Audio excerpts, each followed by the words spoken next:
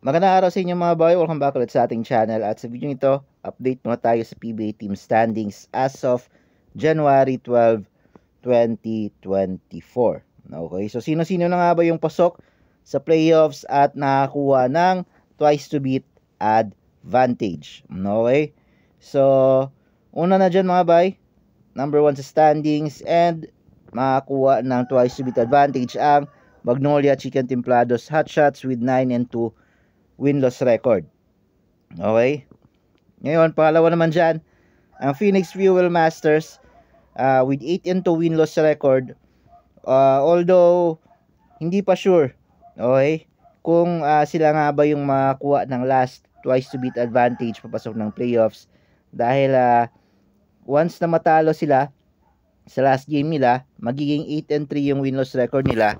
And yung number 3 and number 4 team standings is tabla lang with 7-3, which is sila na lang yung may pag-asa, yung SMB at Barangay Ginebra na lang yung may pag-asa makapasok ng twice to beat advantage kung manalo nila yung last game nila and matalo yung Phoenix. Pero kung sakaling manalo yung Phoenix sa last game nila, automatic na yung Phoenix yung magkakaroon ng twice to beat advantage kasama ng Magnolia Chicken Templados Hotshots. Okay, so sunod naman dyan, San Miguel Beermen tied with SMB and Meralco Bolts with 7-3 win-loss record. Okay, so ito Meralco, kahit 7-3 sila, laglag na sila sa twice to beat dahil natalo sila sa last game nila.